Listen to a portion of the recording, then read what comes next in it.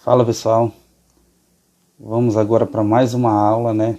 Nesse caso, a gente vai falar da membrana celular, que é a estrutura que vai delimitar a célula do meio externo, né? Do meio extracelular. A membrana plasmática, simplesmente membrana citoplasmática, dá no mesmo, ela tem diversas funções, né? Primeiramente, ela é o revestimento da célula, né? Ela vai controlar a entrada e a saída de substâncias na célula, certo? Está até aqui destacado, né?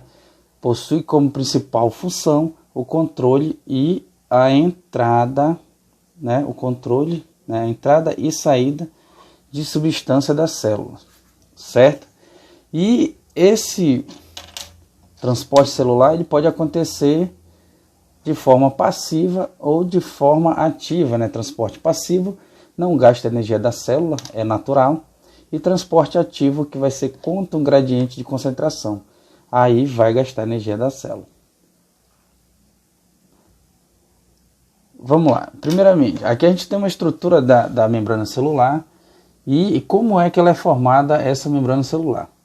Ela é formada de uma dupla camada de lipídios, ou seja, uma dupla camada de gordura. Ela tem algumas estruturas, né, que vão atravessar a sua estrutura, que são proteínas. E algumas vezes essas proteínas elas são utilizadas como transportadores, né? Elas vão ajudar um tipo de transporte, seja do meio intracelular para o extracelular ou do extracelular para o intracelular, ou seja, de dentro para fora ou de fora para dentro. Vamos lá. Para a gente saber, né, o gradiente de concentração, vale a gente relembrar sobre soluções, né, soluções isotônicas, que tem a mesma quantidade de solvente e de soluto, solução hipertônica, que tem mais solvente e menos soluto, e solução hipotônica, que tem menos solvente e mais soluto. Lembrando, pessoal, que quando a gente fala em gradiente de concentração, a gente está comparando duas soluções, certo? Se eu falo que são soluções isotônicas, eu estou comparando duas soluções e as duas têm a mesma concentração, né? Uma solução que agora é hipertônica, se ela for comparada com outra solução, ela pode ser hipotônica, vai depender do caso, né? Uma pessoa que mede 1,80 m, perto de uma de 1,70 m, ela é alta, mas perto de uma pessoa de 2 metros ela é baixa. Então tudo é a comparação. Aí aqui a gente tem um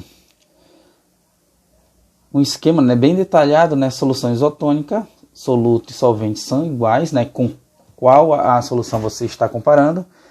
Solução hipertônica, o soluto é maior do que o solvente, proporcionalmente, né, pessoal? E solução hipotônica, o soluto é menor do que o solvente, certo? Vamos lá, pessoal, quando a gente fala em transporte celular, a gente tem que falar em transporte passivo e transporte ativo. O transporte passivo, olha, qual é o conceito dele? Nesse tipo de transporte, deslocamento de substância das regiões de maior concentração em direção àquelas de menor concentração, portanto, obedecendo uma tendência natural. É por isso que ele não gasta energia e nem pode ser evitado. Ele pode ser remediado, mas ele não será evitado, certo? Em função desse tipo de transporte, é uma tendência entre dois meios de entrarem em isotonia. Ou seja, se eu tenho uma solução hipertônica mais concentrada e uma solução hipotônica menos concentrada, elas tendem a ficar isotônicas, elas tendem a ficarem em isotonia, né? Elas vão ficar iguais, elas tendem ao equilíbrio. E o tipo de transporte que a gente tem assim é difusão simples, osmose e difusão facilitada. Na difusão simples, tá? O deslocamento natural do meio de maior concentração para o de menor concentração, até a igualdade de concentração, né, pessoal? A gente pode ver aqui, por exemplo, que a solução A ela é muito mais concentrada do que a solução B. Aí o que vai acontecer? O soluto, né, pessoal?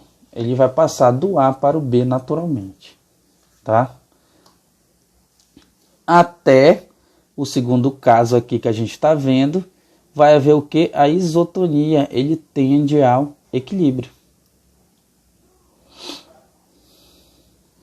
Outro tipo de transporte passivo, né, que não gasta energia da célula, é a osmose. Nesse caso aqui da osmose, o que vai ser movimentado é a água, tá?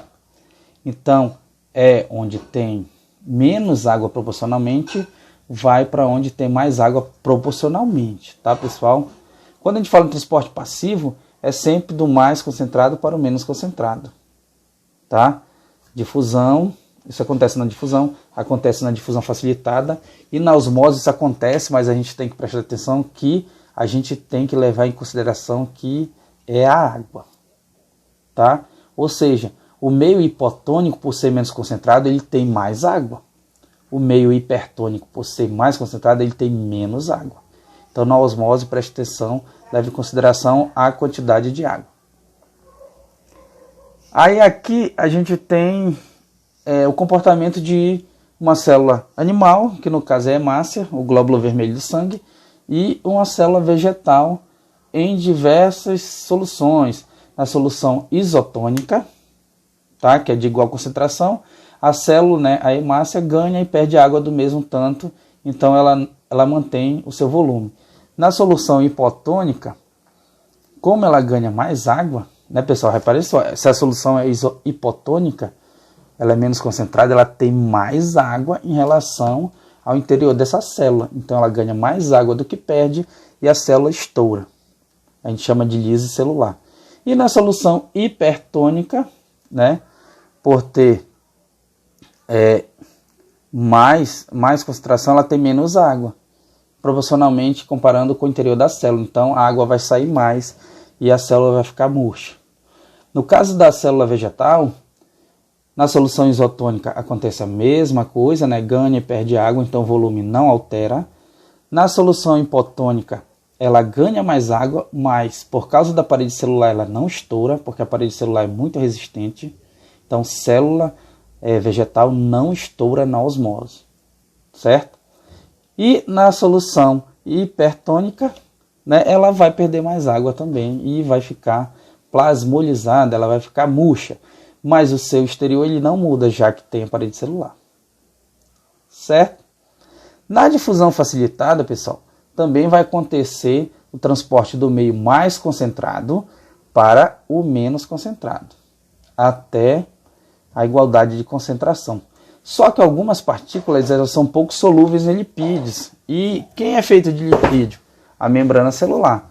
Então, algumas estruturas, né, chamadas de facilitadoras, elas vão, ou de transportadoras, elas vão fazer a facilitação desse transporte. É por isso que ela é chamada de difusão facilitada. Mas ainda é em favor de um gradiente de concentração, ou seja, do mais para o menos, certo?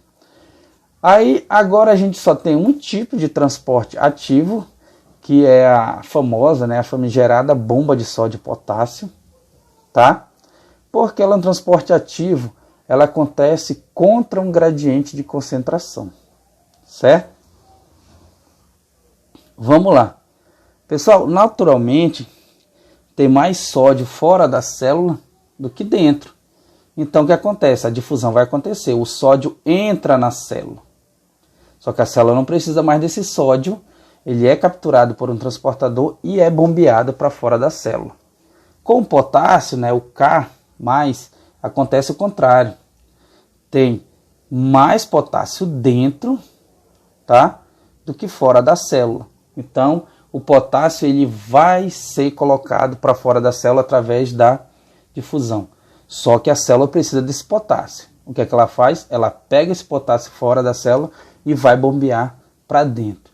Tudo isso, claro, como a gente vê aqui no nosso esquema, vai ter o gasto de ATP, tá? E esse gasto de ATP aqui a gente sabe que é gasto de energia, adenosina trifosfato, tá bom? Até a próxima aula.